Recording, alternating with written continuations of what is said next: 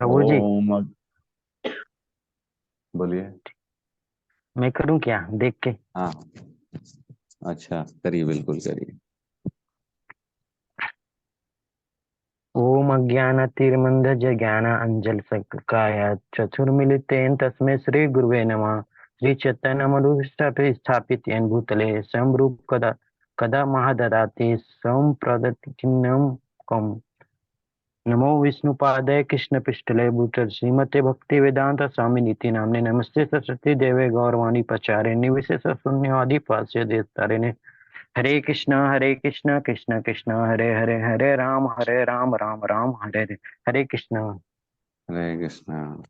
तो थोड़ा सा इसमें गड़बड़ है, सुधारिए इसको। जी प्रभु। जी प्रभु है जी। ना। हाँ शब्दों के हाँ। उच्चारण में गलती है और बहुत जल्दी भाग हम्म, रहे हैं। हमारे को कोई राजधानी एक्सप्रेस नहीं पकड़नी है जो फटाफट फटाफट बोलते हैं। आराम से बोलिए, प्रेम से बोलिए, क्या दिक्कत है ना। जी प्रभु। जी। तो प्रेम से बोलना है। ओम अज्ञान तिमिरंधस्य ज्ञानांजन शलाकया चक्षुर उन्मिलितम येन तस्मै श्री गुरुवे नमः। नमो विष्णुपादाय कृष्ण पृष्ठाय भूतले श्रीमते भक्ति वेदांत स्वामी इति नामिने। नमस्ते सरस्वते देवे गौरवाणी प्रचारिणे निर्विशेष शून्यवादी पाश्चात्य देश तारिणे। जय श्री कृष्ण चैतन्य प्रभु नित्यानंद श्री अद्वैत गदाधर श्रीवासादि गौर भक्तवृंद। हरे कृष्णा कृष्णा कृष्णा हरे हरे, हरे राम राम राम हरे हरे। ठीक है प्रभु जी, प्रेम से प्रभु जी बोलना। ये वाला बोले क्या? श्री चैतन्य मनोभीष्टम स्थापित येन भूतले। नहीं नहीं, वो जरूरी नहीं है। जी वो भी प्रभु। बोल सकते हैं, ऐसी बात नहीं है, लेकिन हम लोग जल्दी में रहते हैं ना ज्यादा इसलिए शॉर्ट में कर ले। हम्म। ठीक है। तो बहुत अच्छा श्लोक चल रहा है हमारा ये। 2 पॉइंट, नहीं सॉरी, टू कहाँ से आ गया, 9.18 में हम। गतिर्भर्ता प्रभु साक्षी निवासः शरणम सुहृतः प्रभवः प्रलय स्थानम निधानम बीजम अव्ययम। मैं ही लक्ष्य पालन करता स्वामी साक्षी धाम शरणस्थली तथा अत्यंत प्रिय मित्र हूँ। मैं सृष्टि तथा प्रलय सबका आधार आश्रय तथा अविनाशी बीज भी हूँ। तो कल हमने इसमें थोड़ा सा डिस्कशन किया था कि मैं ही लक्ष्य और पालन करता हूँ, यहाँ पे तक हमने पढ़ा था। तो लक्ष्य जो होता है ना, इसमें हमने कल चर्चा की थी। तो एक मेरे को ना बड़ा थोड़ा सा डिस्कशन करना था लक्ष्य पे। एक ऐसे छोटे से एग्जांपल से देखिए, क्या हमको मालूम है हमारा लक्ष्य क्या है? क्या है प्रभु जी, आज गौतम प्रभु हमारा लक्ष्य क्या है? प्रभु जी भगवान की ही प्राप्ति है। भगवान की प्रेम की प्राप्ति है ना, प्रेम उनके। की प्राप्ति है। हाँ, उनके चरणों में हमको स्थान चाहिए, है ना। भगवान का आश्रय चाहिए, भगवत प्राप्ति चाहिए। ये हमारा लक्ष्य है। क्या इसके अलावा भी किसी को और का कोई लक्ष्य है? हम सब जो बैठे हैं, क्या किसी और का भी लक्ष्य है इसके अलावा? जो कुछ और भी चाहता है तो वो बताएं, क्या चाहते हैं वो। भगवत प्राप्ति के अलावा क्या लक्ष्य है? यस काजल माता जी, बताइए क्या लक्ष्य है। हाँ, प्रभु जी जैसे मतलब मेरा एक था पहले से कि मतलब जेई निकालना है। अभी तो खैर हम्म। उतना नहीं पढ़ रही हूँ मैं। तो वो भी क्या हमारे लक्ष्य में आएगा? जैसे भगवत प्राप्ति तो एक लक्ष्य बन ही गया है अब। पर हम्म। मुझे एक इच्छा है तो उसको मतलब कैसे, वो लक्ष्य है कि क्या है वो क्लियर अब नहीं हो रहा है मुझे। मतलब पहले तो एक हम्म। था कि पहले जब से भक्ति में आया तब से पहले भक्ति के बारे में नहीं पता था, तो हमें लगता था कि वही एक लक्ष्य है कि नहीं हमें जॉब पाना है। पर हम्म। अब जैसे एक इच्छा रह गई है तो उसका क्या कर मतलब क्या बोल सकते हैं उसे? देखिए, वो आपको इस भौतिक संसार में रहना है तो कुछ ना कुछ तो करना पड़ेगा ना। तीसरे अध्याय में भगवान ने बताया था कि हर किसी को कुछ ना कुछ कार्य तो करने पड़ते हैं। ये शरीर निर्वाह के लिए आदमी को कुछ ना कुछ तो करना पड़ेगा, राइट। जी प्रभु जी। तो आपको अपने शरीर के लिए, इस भौतिक संसार के लिए कुछ ना कुछ तो करना ही पड़ेगा, ठीक है ना। यह श्लोक आता है 3.08, है ना। इसको एक बार खोलेंगे, इसमें लिखा है जी। नियतम कुरु कर्म त्वम कर्म ज्यायो हि अकर्मणः शरीर यात्रापि च ते नः प्रसीदयेद अकर्मणः, है ना। कर्म के बिना तो शरीर भी निर्वाह नहीं हो सकता, और श्री विष्णु के लिए यज्ञ रूप में कर्म करना चाहिए, ठीक है। तो आपको ये समझना पड़ेगा कि भौतिक संसार में मैं आई हूँ, तो मेरे को कुछ ना कुछ तो करना पड़ेगा, ठीक है। या जी। तो सब कुछ छोड़ो और भगवान के शरण में बन जाओ, वो चीज स्त्रियों के लिए वैसी ब्रह्मचारिणी अलाउड ही नहीं है, ब्रह्मचारिणी स्त्रियां नहीं बन सकती। तो आपको कर्म तो करना पड़ेगा, ठीक है, गृहस्थ तो बनना पड़ेगा, और आपको ये सब तो करना पड़ेगा। तो आप इसको पढ़िए, करिए, आप इसमें कभी भी चूक मत करिए। भगवान कभी भी ये नहीं बोलते हैं कि मेरी जो शरण में आ रहा है तो उसको जो है ना ये सब चीजें छोड़ देनी चाहिए। वो तब छोड़नी चाहिए जब आप पूर्ण रूप से 100% भगवान की शरणागति अपनी वो करते हो, एक्सेप्ट करते हो। लेकिन जब आप वर्ण आश्रम के धर्म में हो, तो भगवान कहते हैं वर्ण आश्रम का धर्म फॉलो करते हुए मेरे को, आदमी को हर काम में मेरा स्मरण करना चाहिए, राइट। 3.13 में भगवान ने बताया था कि, नहीं 3.9 में, सॉरी, यज्ञ अर्थात कर्मणो अन्यत्र लोको अयम कर्म बंधन तदर्थ कर्म कौंतुये मुक्त संग समाचर। मतलब सारे कर्म को, यज्ञ को करना चाहिए, और करते करते सारे जो है ना मेरा स्मरण करते करते करना चाहिए, नहीं तो कर्म के बंधन में फंस जाओगे आप, ठीक है। जो करो विष्णु के लिए करो, लेकिन उसमें नहीं तो कर्म बंधन फंस जाएगा। तो आपको करना तो पड़ेगा, लेकिन ये सोच के करिए कि इससे जो मेरी प्राप्ति होगी उसका मैं और अच्छे से भगवान की भक्ति में लग पाऊंगी, ठीक है। आपको कभी भी अपना टारगेट, कभी भी अपना गोल जो आपने सोचा है उससे इधर उधर डेविएट नहीं होना है, ठीक है। आपने सोचा है जेई, जो जो इंजीनियरिंग सोची है, तो उसको आपको करना चाहिए, और पूरी मेहनत के साथ, पूरी लगन के साथ करना चाहिए। जी साथ प्रभु ही जी। साथ भक्ति भी करनी चाहिए, क्योंकि भगवान कभी भी नहीं बोलते हैं कि आप अपने कर्म को त्याग दो, ठीक है। अर्जुन को भी पूरी भगवत गीता में यही सिखाया कि हे अर्जुन, युद्ध करो, युद्ध करो, युद्ध करो, लड़ ले, लड़ ले, लड़ ले बोलते गए, आखिरी तक यही समझाते रहे। सब चीज बताया अर्जुन ने, 5 चीजें बताई थी, याद है ना, अपन पहले अध्याय में पढ़े थे। 5 कारण बता रहे थे अर्जुन कि मैं क्या भोगूंगा अगर मैं सबको मार दूं तो, और मेरे जो है ना ये क्या सामाजिक दृष्टिकोण से ये गलत हो जाएगा, और तीसरा था कंफ्यूजन था उनको कि क्या सही है क्या गलत है, और चौथा किसी को याद है क्या? एक तो भोग था, एक भय था, और क्या पाप। था? पाप। ये सोनिका माता जी, आपको अगर याद है तो बताइए। प्रभु जी कुल की स्त्रियां दूषित हो जाएंगी, वर्ण संकर हो जाएगा, ये भी कारण बोला था। हाँ हाँ, वो तो सब कैटेगरी आप आ गई। जो 5 मुख्य कारण थे, वो क्या कारण थे? 5 मुख्य कारण हमने चर्चाएं की थी, है ना। 5 मुख्य कारण थे: दया, है ना, भोग, पाप, सामाजिक और अनिर्णित, ठीक है। ये हमने चर्चा की थी। ये 5 कारणों से वो मना करते हैं अर्जुन कि मैं नहीं लड़ूंगा, लेकिन भगवान ने इन सबको काटा, एक एक एक एक एक एक करके काटा, है ना। कि तुम पंडितों जैसी बात कर रहे हो, पंडित तो हो नहीं, ऐसी ऐसी बातें कर रहे हो, वर्ण संकर हो जाएगा, कुल दूषित हो जाएगी, वयोवृद्ध चले जाएंगे तो सारे पिंडदान आदि कार्यक्रम सब लुप्त हो जाएंगे। इस टाइप की बातें की। दया दया कर रहे थे कि नहीं चलो छोड़ दो इनको, मेरे भाई हैं, मेरे गुरु हैं।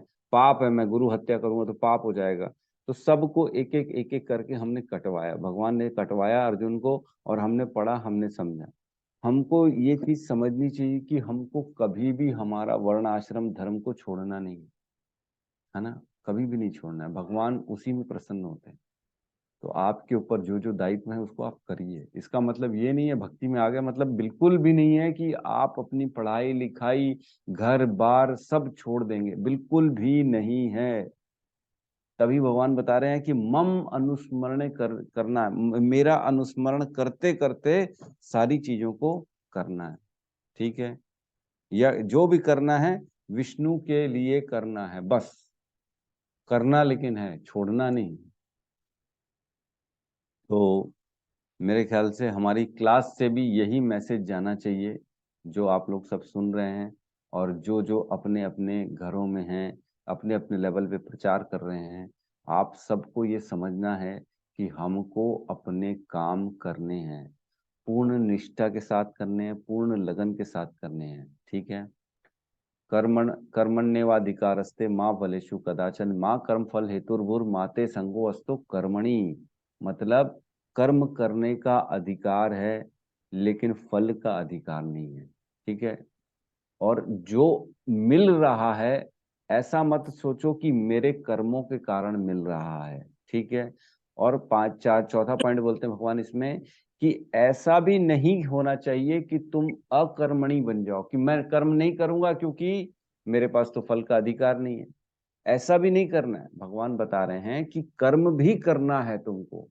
क्यों कर्म करना है? क्योंकि शरीर निर्वाह के लिए भी तो कर्म करना पड़ेगा ना। तुम आखिर कैसे रहोगे, कैसे जियोगे, कैसे खाओगे, कैसे पियोगे, है ना? वस्त्र कहाँ से लाओगे? कुछ ना कुछ तो करना पड़ेगा। तो बेहतर है अपने वर्णाश्रम धर्म में रहो और कर्म करते रहो। यस रोहित, प्रभु कुछ कहना चाहते हरे कृष्ण प्रभु जी, दंड प्रणाम। प्रभु जी, आप जो बोल रहे हैं गृहस्थ वालों के लिए है ना, जैसे हैं? बैचलर हाँ, हैं वो तो, जैसे मान लीजिए सन्यासी बनते हैं, समझिए ब्रह्मचारी बनते हैं, तो उनके लिए फिर क्या क्राइटेरिया रहेगा इसमें? जैसे आप बोल रहे हैं कि हमको अपना ही करना चाहिए करके, तो पर्टिकुलर अब गृहस्थ के लिए हो गया, और सन्यासी जो बनते हैं वो फिर कैसे सिस्टम रहता है उनका फिर? ब्रह्मचारी के लिए तो अलग ही चीज है। वो तो फिर जो है ना, उनका टारगेट ही ब्रह्मचारी हो गया। हमारा टारगेट जो गृहस्थ है उनका टारगेट है कर्म करना, जो वर्ण आश्रम धर्म। मैं इसीलिए बोल रहा हूँ बार बार कि वर्ण आश्रम धर्म जो है उसको निभाना पड़ेगा। जो अगर ब्रह्मचार्य में चले जाता है तो अपने उस धर्म को निभाएगा, और पूर्ण रूप से ब्रह्मचारी मतलब पूर्ण रूप से अपने आप को इस भौतिक संसार से काट के भगवान की शरण में और उनके प्रचार में लगेगा। ठीक है, तो उनको फिर वो फॉलो करना पड़ेगा। जो गृहस्थ जीवन में आएगा उसको गृहस्थ आश्रम फॉलो करना पड़ेगा। तो अपने अपने आश्रम, अपने अपने वर्ण के अनुसार ही हमको अपना धर्म पूरा करना। तो मैंने पहले ही बताया माता जी को कि ब्रह्मचारिणी माताओं में नहीं होता है, इसलिए आपको तो आगे चल के गृहस्थ बनना ही पड़ेगा। आप अपना कर्तव्य करिए। और जो हमारे बीच में जो अभी शादी नहीं किए हैं और जो ब्रह्मचारी के लिए सोच रहे हैं, तो वो अपना मन पक्का करें, वो अपने ब्रह्मचर्य आश्रम के लिए तैयारी करें और अकॉर्डिंगली आगे बढ़ें। क्योंकि कुछ भी करना है तो उसके लिए अपने को हृदय को मजबूत करना पड़ेगा, और आप अपने अपने धर्म अनुसार जो है उसको आगे बढ़ना पड़ेगा। तो कर्म करना है, ब्रह्मचारी बनना है तो ब्रह्मचारी बनना पड़ेगा, खाली सोचना नहीं है। आप आगे बढ़िए, सुनिए, समझिए और अपने आप को उसमें डालिए। जो गृहस्थ है वो भी अपने आप को गृहस्थ आश्रम में अपनी जिम्मेदारी समझिए, संभालिए और अपने कर्तव्य को पूर्ण निष्ठा के साथ करना है। ऐसा नहीं कर्तव्य में कॉम्प्रोमाइज कर रहे हैं, ऐसा नहीं करना। करिए, लेकिन सब भगवान के आश्रय रहते हुए करिए। मैं नहीं करता, जो करता है भगवान करता है, मैं तो सिर्फ एक माध्यम हूं। ये होना चाहिए। ठीक है, प्रभु जी, जैसे माताएं भी शादी नहीं करती तो उनका क्या रहता है प्रभु जी? जैसे ऐसा तो है शादी ही नहीं नहीं, करते शास्त्रों हो। में लिखा ही नहीं है कि शादी नहीं करती। करना चाहिए शादी। क्योंकि किसी भी स्त्री को पहले अपने पिता के संरक्षण में, फिर अपने पति के संरक्षण में, फिर अपने पुत्र के संरक्षण में ही रहना चाहिए। ऐसा ही लिखा है शास्त्रों में। कभी भी स्त्री इंडिविजुअल, इंडिपेंडेंट ऐसे नहीं होनी चाहिए। क्योंकि ये सारे जो होते हैं ना, ये सिर्फ एक बहाने हैं। लोग जो होते हैं इसका दुरुपयोग करने के लिए बड़े उत्साहित रहते हैं। वो किसी भी स्त्री को इंडिपेंडेंट देखते हैं तो उनका दुरुपयोग करने की कोशिश करते हैं। वो सिर्फ बातें हैं कि आप इंडिपेंडेंट रहो, आप आओ बाहर, आप समाज से कंधा लड़ा के चलो, आप ही तो ये हो, आप तो वो हो। ये सिर्फ उनको बाहर निकालना है, उनको किसी आश्रित से बाहर निकालना है, ताकि बाकी सारे लोग उसके साथ इंटरेक्शन कर सकें और हो सके तो उसका भोग कर सकें। ये सिर्फ उसी के लिए बहाने हैं। तो क्या प्रॉब्लम है, अगर किसी के संरक्षण में है तो भी आप अपनी स्त्री काम कर सकती है, कोई दिक्कत नहीं है, काम के लिए मना ही नहीं है। लेकिन एक निष्ठ होना चाहिए, एक पति के निष्ठ होना चाहिए, एक पुत्र के निष्ठ होना चाहिए और एक पिता के निष्ठ होना चाहिए। ठीक है, हरे और भी कुछ कृष्ण प्रभु जी। वो जी माता जी। जैन धर्म में तो वो जो सन्यासी बनते हैं फिर उसका क्या कॉन्सेप्ट है? हम्म। मैं जैन धर्म से नहीं हूँ माता जी, इसलिए मेरे को नहीं मालूम है। नहीं, उसमें भी बनते हैं इसीलिए पूछ रही हूँ। हाँ, बनते तो है हरे कृष्ण गुरुदेव, शास्त्रों में जी। तो जैन धर्म का कोई उल्लेख ही नहीं है। जैन धर्म ऋषभ देव के वंशजों ने चालू किया। ऋषभ देव भगवान स्वयं जो थे ना, वो भगवान के अवतार हैं और उन्होंने स्वयं अपने पुत्रों को ज्ञान दिया। लेकिन उनके एक्चुअल में क्या हुआ, उनका कुछ जो है ना, जो उनके वंशज आए अग्र से, मतलब और कौन से वंशज आए जिन्होंने ये जैन धर्म चालू किया, मैं भूल रहा हूँ उनका नाम। तो उन्होंने ही अपने परम पिता का ज्ञान को इग्नोर कर दिया। ऋषभ देव जो भगवान है उनका देखो ना, हमारे भागवतम में पूरा वर्णन है। उन्होंने, उनके वंशजों ने ही अपने परम पिता के ज्ञान को साइड कर दिया, दरकिनार कर दिया और ये नई स्थापना कर दी। निराकारवादी भी उनमें हैं, कुछ साकारवादी भी हैं जैन धर्म में। लेकिन अब उनकी थ्योरी उनकी है, हमको नहीं मालूम। हम बाकी धर्मों के बारे में चर्चा नहीं कर सकते क्योंकि हमको जानकारी नहीं, और ये व्यर्थ का समय का अपव्यय है। हमको कोई मतलब नहीं ज्यादा चर्चा करने का। कुछ डाउट है, कुछ समझ में नहीं आ रहा है तो चर्चा कर सकते हैं, लेकिन क्या सोचते हैं, क्या करते हैं, क्यों करते हैं, इन सब चीजों का हमारा कोई लेना देना नहीं है। ठीक है, कुछ गौतम प्रभु कुछ कहना चाह रहे हैं? हाँ वही प्रभु जी जो आप बता रहे थे, वो गीता में लिखा हुआ है कि जो माता जी होते हैं, जैसे कि वो पहले पिता के संरक्षण में रहते हैं, फिर पति के, फिर पुत्र के। कौन से श्लोक में लिखा हुआ है? वो दैवी तथा आसुरी में है प्रभु जी, श्लोक नंबर 7। कौन सा? दैवी तथा आसुरी, शायद चैप्टर अच्छा, आगे चल के आएगा ये चीज ना, 7 देवी तथा श्लोक। आसुरी गुण जो है ना। ठीक है, ठीक है, जी। ठीक है, आगे चल के हम पढ़ेंगे। हाँ, मेरे को भी याद है किसी तात्पर्य में श्रील प्रभुपाद ने लिखा है ये सारी चीजें। ठीक है, तो हम प्रवेश करते हैं हमारे, जो हम यहाँ पे हैं गोल में आए थे हम, कि मैं ही लक्ष्य हूँ। तो हमारा मुख्यतः लक्ष्य तो यही होता है कि भगवत प्राप्ति। ठीक है, इसके साथ साथ भौतिक लक्ष्य भी होते हैं और भी लक्ष्य होते हैं, डे टू डे के लक्ष्य होते हैं। आज का ये काम है, कल का ये काम है, ये सारे लक्ष्य तो जीवन भर चलते रहेंगे। जब तक ये शरीर रहता है तब तक शरीर से रिलेटेड काम तो रहेंगे ही रहेंगे। जी राहुल प्रभु जी कहिए। हरे कृष्ण प्रभु जी। प्रभु जी, अभी भक्ति में आने से तो पता चला है कि कहिए भगवत प्रभु धाम। जी। हल एक एक मिनट। हरे कृष्ण प्रभु आवाज जी, नहीं आ रही आवाज। आपकी। जी प्रभु जी, मैं बोल रहा था अभी अभी भक्ति में आने से पता चला है कि हमारा कुछ और भी लक्ष्य है। इससे पहले तो लक्ष्य विहीन थे। मतलब इससे पहले एक भौतिक लक्ष्य ही था कि जब शुरू से देखते थे दुनिया में इतना दुख है, तकलीफ है, ये सबको कैसे, मतलब एक सोच था मेरा कि क्या हो रहा है, ये क्यों इतना, कोई अमीर है, कोई गरीब है, कोई किसी को खाने के लिए नहीं, मतलब एक मन में थॉट आता था कि इन सब के लिए क्या करा जा सकता है। तो एक सोशल वर्क की एक भावना हमेशा से उत्पन्न रही कि मानव सेवा करना चाहिए लोगों की। सोशल वर्क के लिए बहुत, मतलब मन में मेरा ये थॉट रहता था। वो थॉट अभी भी आता है कि हमें माधव सेवा, मानव सेवा ऐसा करके, मतलब मानव सेवा को प्राथमिकता मैं पहले देता था कि करना चाहिए। अभी भी है मेरे मन में, वो चलता रहता है कि कैसे लोगों को, मतलब और मतलब एक बोलना चाहिए ना कि कैसे सुख सुविधाएं या जो भी है उनको ज्ञान दे के ऐसा सही किया जाए, ऐसा करके मन में अभी भी चलता रहता है मेरे। जैसा अभी, मतलब बोलना चाहिए जैसे देश के प्रधानमंत्री हैं जो लगे रहते हैं लोगों के लिए, तो वो एक अंदर से मेरे मन में रहता है कि काश मैं भी कुछ कर पाता, ऐसा करके। ये अब चलते रहता है, अभी भी चलता है मेरे मन में। तो यही बताना अभी भी चाह रहा चलता है? इतना गीता पढ़ने के बाद भी चलता है? था। जी प्रभु जी, मतलब कि मैं माधव सेवा तो मैं जान ही हूँ, लेकिन लगता है कि मानव सेवा भी करना चाहिए, लेकिन उसको कैसे करना चाहिए या क्या है अभी वो समझ नहीं पा रहा हूँ मैं। थोड़ा सा ज्यादा ही, हम्म।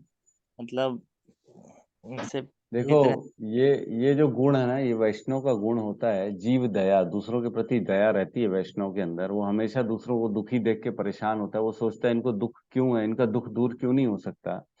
लेकिन अब गीता पढ़ने के बाद इतना समझ में आ गया है कि किसी का भी सुख और दुख आप दूर नहीं कर सकते हो, है ना। उसका दुख, उसका प्रारब्ध उसको भोगना ही पड़ेगा। लेकिन एक काम आप जरूर कर सकते हो कि उसको भक्ति प्रदान कर सकते हो। भक्ति भक्तों के माध्यम से ही मिलती है।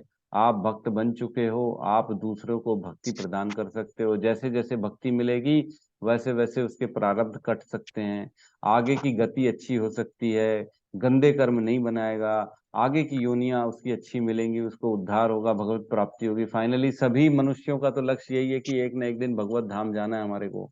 तो आप इस तरह से मानव सेवा कर सकते हो कि भगवान की नाम दे के।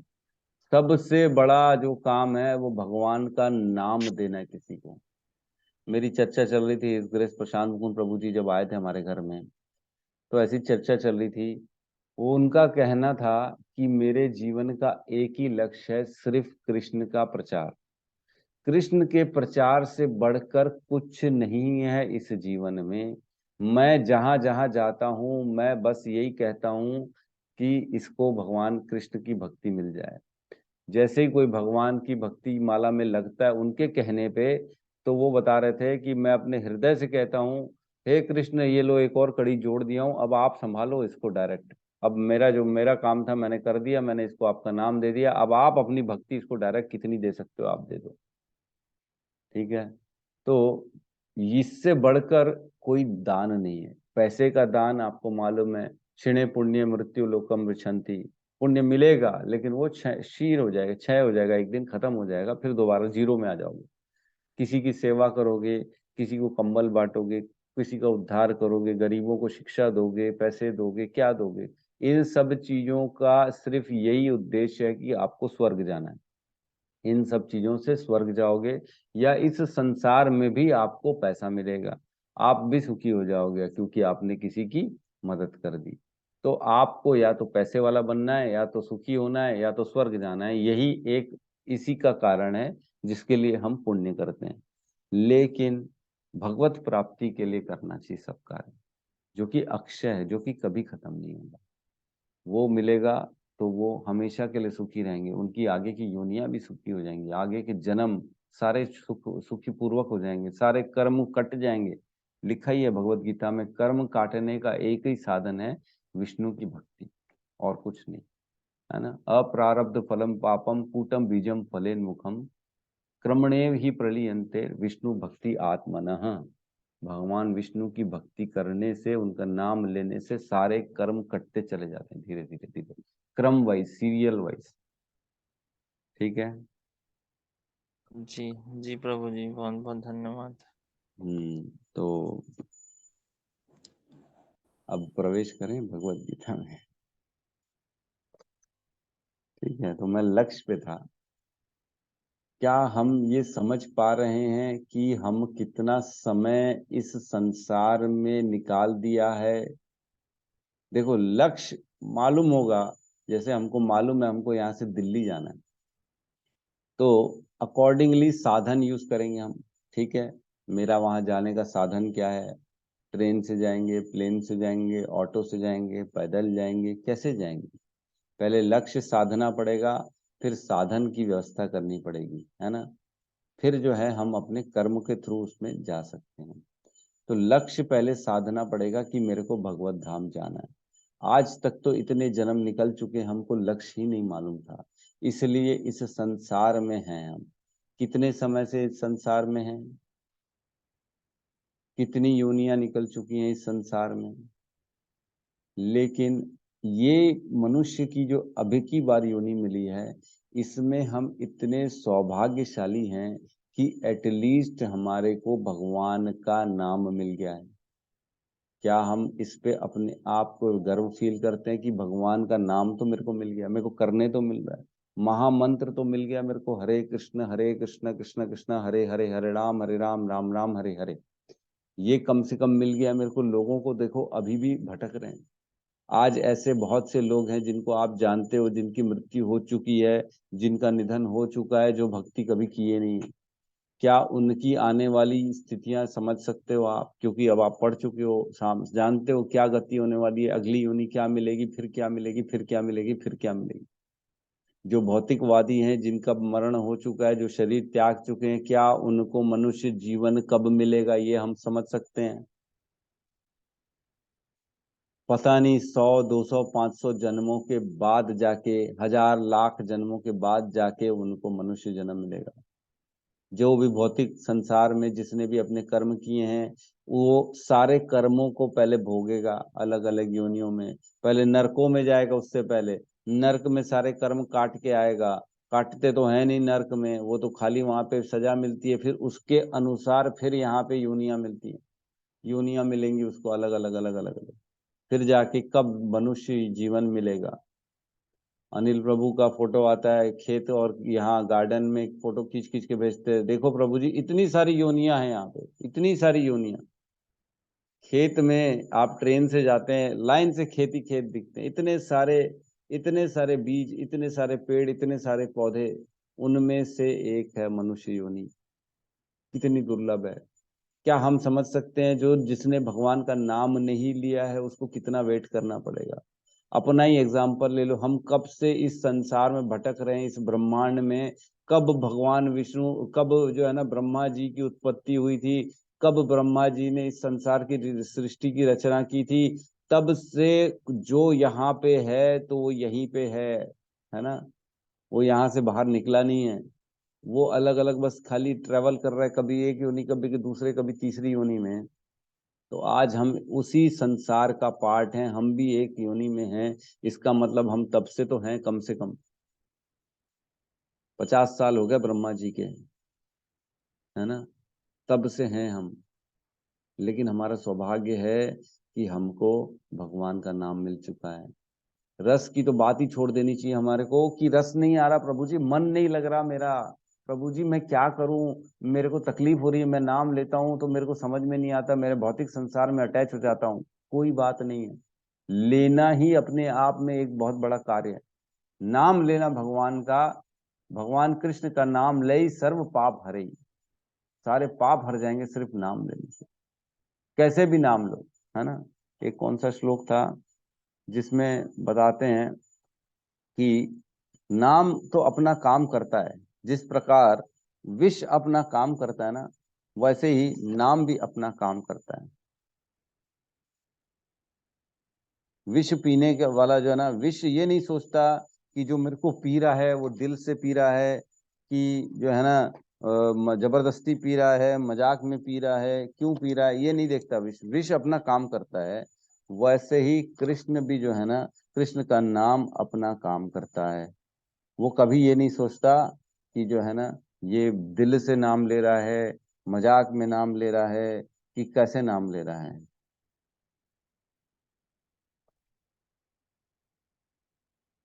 तो वो श्लोक तो मिल नहीं रहा मेरे को।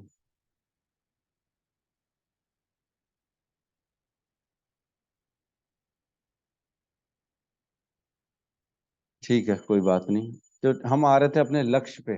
ठीक है, लक्ष्य जो होता है ना हमारा, वो भगवत प्राप्ति होनी चाहिए, उस पे हमको लगना चाहिए। तो एक बच्चा आईएएस करने में लगा रहता है ना। एक हमारे दोस्त हैं सत्यम प्रभु के, आईएएस पढ़ रहे हैं, आईएएस की क्लियर करने के लिए लगे हुए हैं, और दिन में 16-16 घंटे पढ़ते हैं, मेहनत करते हैं। क्यों?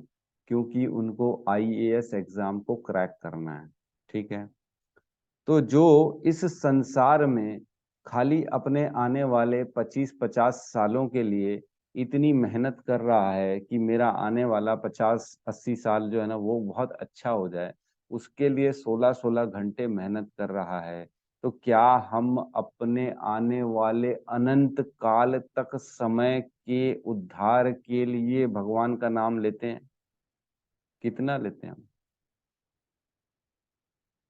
कितनी जो है ये मतलब विडंबना है कि हमको मालूम है, सब मालूम है कि मृत्यु के बाद क्या होना है, उसके बाद भी हम उसके लिए कितने प्रयासरत हैं क्या प्रयासरत? क्या हम प्रयास करते हैं कि हमारी कल ही मृत्यु हो जाएगी तो हमने तैयारी करके रखी है उसकी? एक लड़का आईएएस के लिए 16 घंटे पढ़ रहा है, 16 घंटे। सोचो, सिर्फ एक एग्जाम के लिए, जिससे उसको थोड़ी सी क्या मिल जाएगी, थोड़ी सी उपलब्धियां मिल जाएंगी, नाम प्रतिष्ठा मिल जाएगी, उसके लिए प्रयास कर रहा है। क्या हम भगवान के लिए इतना देते हैं? इससे तो ज्यादा देना चाहिए ना। जो हमको अनंत काल तक अपने शरण में लेने वाले हैं, इन इस दुख भरे संसार से दुख दूर करने वाले हैं, उनकी प्राप्ति के लिए हम क्या करते हैं? सोचना चाहिए, मनन करना चाहिए अपने अंदर में कि कितना जरूरी है भगवान का नाम लेना। कल उस दिन कौन बोल रहा था मेरे को, प्रभु जी मैं कोशिश करता हूँ 16 माला करने की, मेरे को मतलब मैं अंदर से बड़ा दुखी फील करता हूँ कि इसको नाम की महिमा नहीं मालूम है। सोचो, काम करने में छुट्टी नहीं है, घर के प्रति छुट्टी नहीं है, घरवाली के प्रति छुट्टी नहीं है, बच्चों के प्रति छुट्टी नहीं है, वो सारे काम कर रहे हैं उसमें कोई छुट्टी नहीं है, लेकिन सिर्फ माला करने में छुट्टी है, माला नहीं कर पा रहे हैं। मतलब प्रभुपाद हमारे जीवन में आके इतना बड़ा संदेश, इतना बड़ा शॉर्टकट दे के जा चुके हैं कि सिर्फ माला करो, मैं तुमको भगवत धाम लेके जाऊंगा। 16 माला करो, मैं तुमको भगवत धाम लेके जाऊंगा। कमिटमेंट करके गए हैं, तो जब इतनी आसानी से हमको कोई लेने आ चुका है, तो क्या हम उसके लिए भी प्रयास नहीं कर पा रहे? 16 माला करना, 2-2.5 घंटा देना, किसी को प्रॉब्लम है? नहीं होना चाहिए, बिल्कुल नहीं होना चाहिए। मतलब ये होना चाहिए कि मैं खाना नहीं खाऊंगा, पहले माला करूंगा, है ना। मैं सोऊंगा नहीं, पहले माला करूंगा। माला करना इज वेरी इंपॉर्टेंट, बहुत बहुत बहुत। माला एक छूटी, आपको ये समझना चाहिए कि मेरी एक किडनी निकल गई, इतना बड़ी हानि हो गई हमारे को। अगर एक माला छूटी, 16 से एक भी कम हुई, 15 भी हुई, तो यही मानना चाहिए कि मेरी एक किडनी चली गई है, मैं कैसे जीवन जीऊंगा। जीवन जीने के लिए जिस प्रकार सांसें जरूरी है, पानी जरूरी है, उसी प्रकार जीवन का उद्धार करने के लिए माला जरूरी है। 16 माला, 16 माला, उससे कम नहीं, एक कम नहीं, उससे एक एक एक मन का भी कम नहीं। तो मेरी रिक्वेस्ट है सबसे, 16 माला करिए और समझिए मृत्यु कभी भी आ सकती है, कोई भी जा सकता है, कभी भी किसी का भी समय कट सकता है, निकल सकता है। तो क्या उसके लिए हम तैयार हैं? कभी भी हमारी आईएएस से भी बड़ी एग्जाम हो जाएगी, सामने खड़ी हो जाएगी एग्जाम आके, क्या पता कल मिले ना मिले। कल नहीं मिलेंगे, कोई गायब हो जाएगा हमारे बीच में, फिर सब बस मैसेज डालेंगे, भगवान उनकी आत्मा को अपने शरण में जगह दो, ये करो वो करो। क्या करेंगे? किसी के बोलने से करेगा कोई? है कुछ नहीं होने वाला, फालतू की बातें ये सब।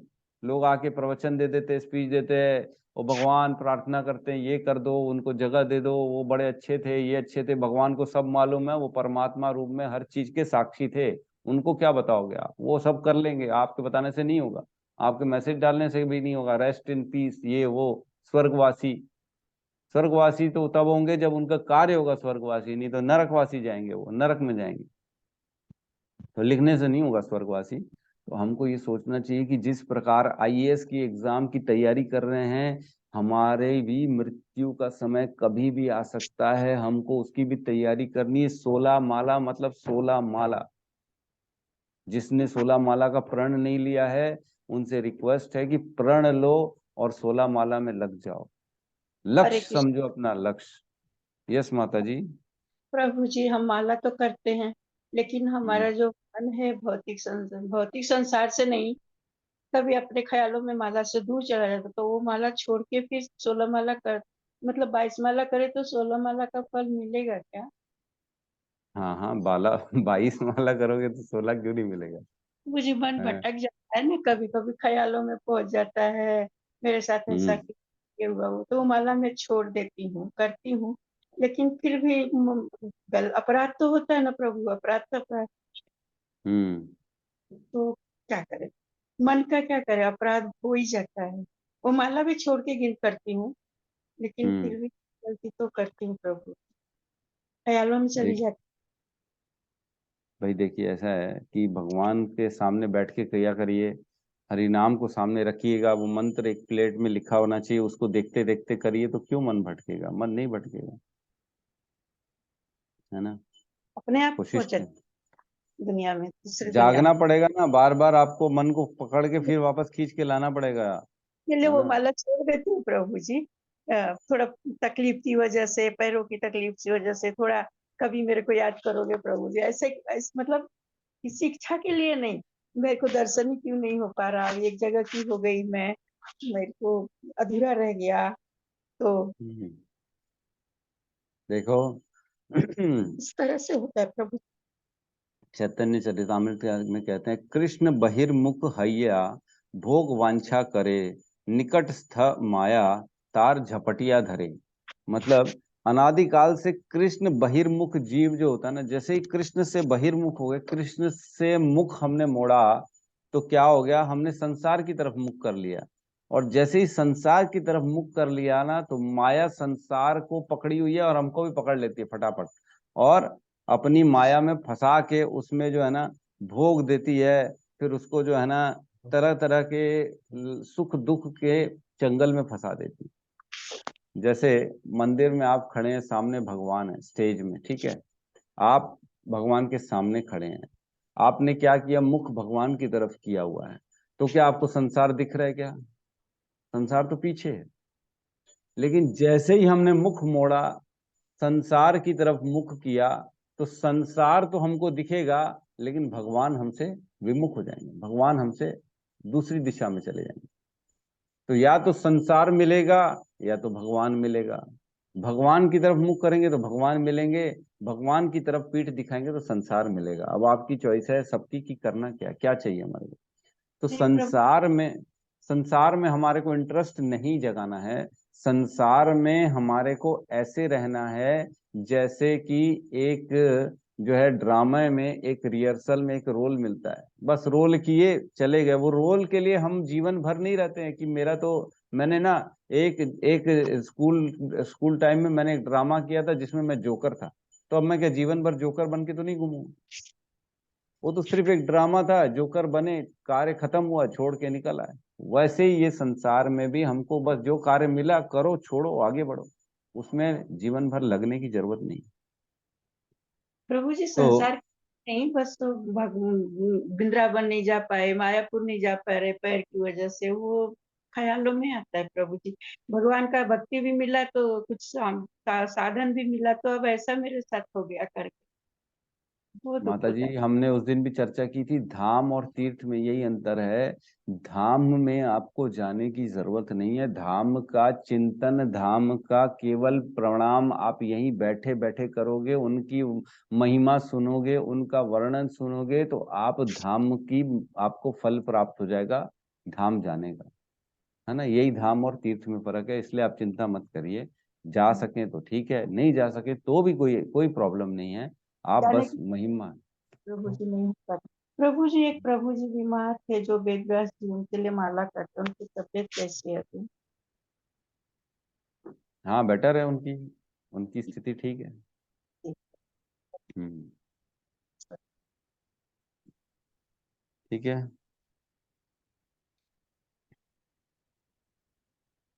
कृष्ण सूर्य सम माया है अंधकार, यहाँ कृष्ण ताहा नहीं मायार अधिकार, है ना। कृष्ण सूर्य सम माया है अंधकार, यहाँ कृष्ण तहाँ नहीं मायार अधिकार। जहाँ कृष्ण है वहां माया का अधिकार नहीं है, हमने ऑलरेडी पढ़ा है, ठीक है।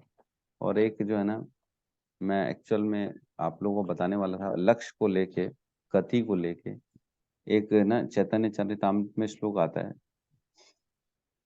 इसमें आता है, वेद शास्त्र कहे संबंध अभिधेय प्रयोजन, कृष्ण प्राप्य संबंध भक्ति प्राप्य साधन, ठीक है।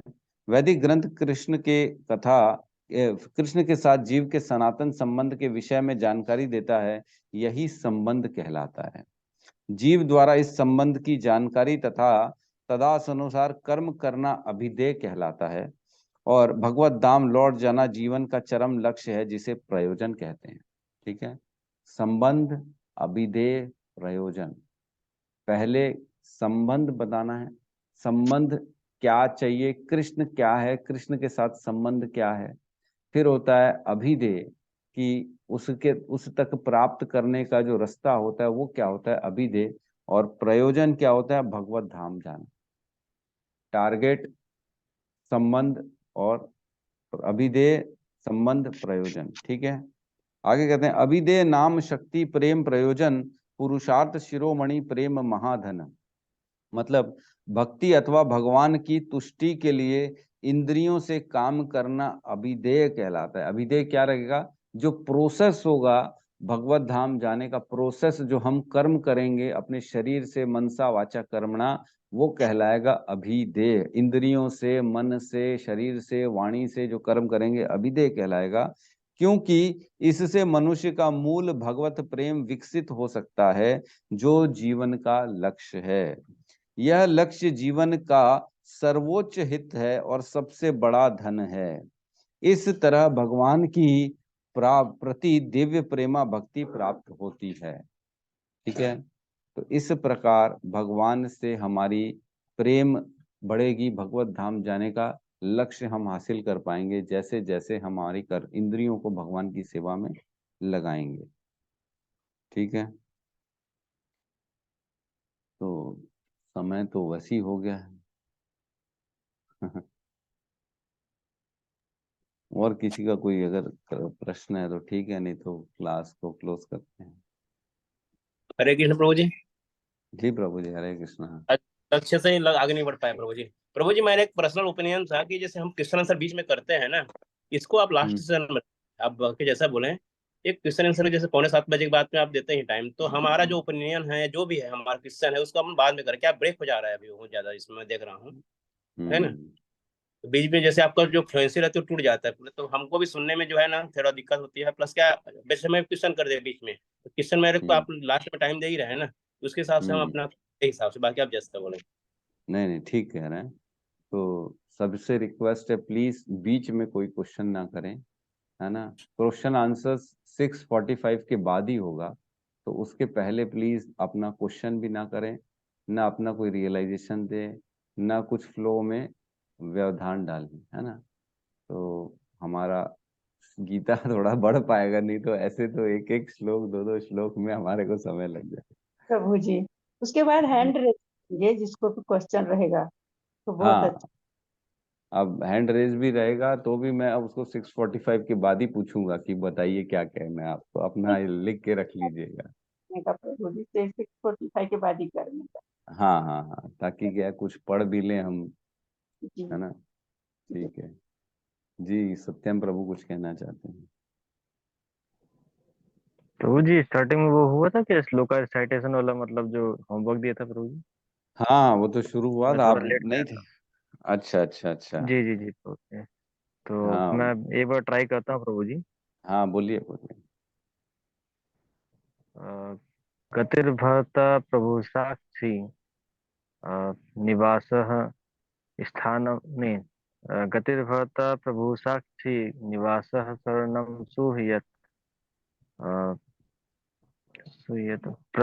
प्रभवः प्रलयः स्थानं निधानं निधानं बीजम् अव्ययम्। बहुत बढ़िया जी। गौतम प्रभु कुछ कहना चाहते हैं, बोलिए गौतम प्रभु। हाँ प्रभु जी, मैं बुक पढ़ रहा था तो एक पॉइंट आ रहा है उसमें, मतलब अच्छा लगा वो, जैसे कि हरे कृष्ण महामंत्र है कि जो मूर्ख होते हैं वो समझ नहीं पाते हैं। तो एक छोटा सा लाइन लिखे प्रभु जी, पढ़ के सुनाओ मैं। सुनाइए बिल्कुल। लोग इस ओर ध्यान नहीं देते। मेरे गुरु महाराज कहा करते थे, यदि आप एक लंगेर आम ले जाए, जो कि भारतवर्ष का प्रथम श्रेणी का सर्वोत्कृष्ट आम है, बहुत मूल्यवान, अत्यंत मधुर और अत्यंत स्वादिष्ट है, तथा यदि आप इस आम को द्वार द्वार पर जाकर निःशुल्क बांटने का प्रयास करें, तो लोग संदेह करेंगे, यह व्यक्ति लंगेर का आम लेकर क्यों आया है, क्यों यह इसे निःशुल्क बांटने का प्रयास कर रहा है, इसके पीछे अवश्य कोई चाल होगी। इस प्रकार चैतन्य महाप्रभु कृष्ण भावनामृत के इस लंगेर आम को बहुत सस्ते में लोगों को बांटते रहे, परंतु लोग इतने मूर्ख हैं कि वे सोचते हैं वो ये लोग सिर्फ हरे कृष्ण का कीर्तन कर रहे हैं, इसमें क्या विशेष बात है? यह मूर्खों के लिए है, यह उन लोगों के लिए है जो तर्क नहीं कर सकते और जिन्हें कोई उच्च स्तर का ज्ञान नहीं होता। परंतु बात ऐसी नहीं है। यहाँ कहा गया है कि लाखों करोड़ों में केवल कुछ ही कृष्ण भावनामृत में रुचि रखते हैं। इस जानकारी की उपेक्षा नहीं करनी चाहिए, यह अति दुर्लभ है। तो देखो, आम भी दोगे अच्छा वाला, फ्री में भी दोगे तो भी लोग संदेह करेंगे कि ये फोकट में क्यों बांट रहा है। कुछ न कुछ इसका, कहीं ना कहीं कुछ न कुछ, कुछ अपना सेल्फिश है, कहीं अपने मकसद पूरे करने के लिए हमको आम खिला रहा है, अगर अच्छा आम फोकट में दोगे तो भी। तो यही बात है, कृष्ण का नाम भी सबसे अच्छा है। वो अगर लोगों को दोगे तो इतनी जल्दी विश्वास नहीं करते हैं, उनको लगता है कहीं ना कहीं इसका कुछ ना कुछ अपना साधन सिद्ध कर रहा है। बिल्कुल सही है प्रभु जी, बहुत बढ़िया।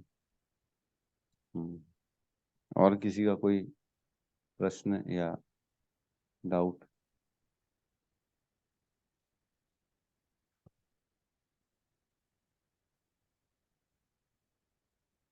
ठीक है, तो जैसे माला हम करते हैं, हमारा बीच में कुछ बेल बजा कुछ हो गया, तो वो माला तो गिनने का नहीं ना, छोड़ देने का ना। हाँ, अगर वो माला आपने बीच में छोड़ दी, अगर जी हरे कृष्ण कृष्ण कृष्ण हरे हरे, हरे राम राम राम हरे हरे, जी ऐसे अगर 108 बार आप नहीं बोल सके तो आपको वो माला छोड़नी पड़ेगी। बीच में किसी को कुछ बोल दिया, हेलो कर लिया, हाय कर लिया, वो जी कुछ और मुंह से निकल गया, तो आपको वो छोड़ना पड़ेगा, है ना। धन्यवाद। इशारों से फिर भी आप किसी को कुछ संबंध समझा सकते हो, इशारा कर दो, बैठने के लिए इशारा कर दो, आप बैठो, मेरी माला चल रही है, रुको, ऐसा ऐसे करके जो भी इशारे से आप समझा दो, वो चल जाएगा। लेकिन आप रुक नहीं सकते हो, बोल नहीं सकते हो बीच में कि रुको, हेलो, हाँ होल्ड करो, मेरी माला चल रही है, या कुछ और। प्रभु जी, मैं वही तो बोल रही थी, मेरा मन जैसे भटक गया, मैं वृंदावन क्यों नहीं गई, तो मेरा तो वो भी माला गया ना। इशारे भी है कि ये तो माला तो डिस्टर्ब हो गया ना प्रभु जी, क्या नहीं? जी, क्या कह रहे हैं माता जी? मेरे कहने का मतलब, जैसे हमने उनको इशारा किया बीच में, रुको मैं बाद में करती, तो मेरे को तो डिस्टर्ब हो गया ना, तो चलता हाँ, है। तो अब इतना चल जाता है, जी, वही ऐसे इतना माला चला लेते हैं। कभी ख्यालों में आ जाता, अब तो हमारी आखिरी आ गई, दर्शन भी नहीं कर पाए, ऊपर जाने से कम से कम विद्राई देख ले, ऐसे ऐसे ख्याल आ जाते प्रभु जी। हम्म हम्म, तो तो तब फिर तो वो कांचनी माता जी का मैसेज आया है, बोल रही हैं माता जी की, क्या आप 6:45 तक सबको म्यूट नहीं कर सकते हो? म्यूट कर दो तो ज़्यादा अच्छा है सब, क्योंकि कहीं ना कुछ डिस्टरबेंस हो जाता है, ऐसा कह रही हैं। तो माता म्यूट। जी, मैं म्यूट नहीं कर सकता, ऑप्शन नहीं है यहाँ पे। म्यूट कर देता हूँ, लेकिन अनम्यूट करना आपके हाथ में रहता है, आप अनम्यूट चाहे तो कर सकते हो, प्रभु लेकिन जी फिर भी ठीक है। जी, प्रभु जी host बना दीजिए ना, किसी को म्यूट रखेगा ही हमेशा, तो आपको हाँ, डिस्टर्ब नहीं। 6:45 तक अपन सब जो है ना म्यूट में रहेंगे, और कोई बीच में प्रश्न या अपना रियलाइजेशन शेयर नहीं करेगा, ठीक है। यस सत्यम प्रभु, कहिए। प्रभु जी, एक अच्छी बात मैंने लिखी थी कॉपी में, नोट्स में लिखा था हम्म कि श्रेष्ठम भक्ति की दृष्टि किस प्रकार से होती है, उसके बारे में लिखा था। हम्म तो उसमें लिखा था, पुरी शेर कीट हईते मुनि से लकिष्ट। मतलब कि मैं निम्नतम हूँ, प्रत्येक व्यक्ति मुझसे श्रेष्ठतम है, किंतु मैं निम्नतम हूँ। हम्म प्रत्येक व्यक्ति कृष्ण की सेवा में संलग्न है, मैं संलग्न नहीं हूँ। चैतन्य महाप्रभु ने कहा, अरे, मुझे कृष्ण के प्रति लेश मात्र भी भक्ति नहीं है, मैं दिखावा करने के लिए रोता हूँ। यदि मैं कृष्ण का भक्त होता तो बहुत समय पूर्व ही मेरी मृत्यु हो चुकी होती, किंतु मैं जीवित हूँ। यही प्रमाण है कि मुझे कृष्ण से प्रेम नहीं है। श्रेष्ठम भक्ति की यही दृष्टि है। ये बहुत अच्छा पॉइंट लगा था, बस ऐसे शेयर किया मैंने। हम्म तो ये उच्च उच्च अधिकारी के बारे में चर्चा चल रही। जो उच्च अधिकारी होते हैं, जो श्रेय भक्ति में आगे निकल जाते हैं, वो अपने आप को कभी भी श्रेष्ठ नहीं मानते, वो अपने आप को सबसे नीचे मानते हैं, वो ये बताना चाह रहे हैं, ठीक है। ठीक है, तो प्रभु जी, बहुत बहुत धन्य। प्रभु जी यस मैं माता जी। आपसे कल जो है, आप ये हम भागवत गीता पढ़ा रहे थे हमारे प्रभु जी, गौरी श्याम प्रभु जी, तो मेरा नेटवर्क प्रॉब्लम हो गया था, जैसा आया तो उन्होंने बोला कि गंगा जो है विष्णु के पैर धोते हुए निकली, तो बोलते किसी के नख से निकली। अब ब्रह्मा जी, मैंने तो सुना था ब्रह्मा जी के कमंडल से। तो अभी जब भी आपको टाइम मिले तो मुझे जरा उतना बताइए कि अ, नख से तो नहीं सुना था, नख से होके निकली थी और कहाँ से निकली थी उन्होंने नेटवर्क पर। भगवान के चरणों से, पैरों से, उनके अंगूठे से, नाखून के माध्यम से ही निकली है। विष्णु जो कारण सागर के ऊपर लेटे हुए हैं वहां से निकली है गंगा, और इस ब्रह्मांड में जैसे प्रवेश कर रही है, तो ब्रह्मांड में सबसे पहले उनको धारण किया शिव जी ने, ताकि इस ब्रह्मांड को जैसे जैसे इस ब्रह्मांड में प्रवेश किए तो ब्रह्मा जी के लोक से सबसे पहले होते होते होते नीचे गई है।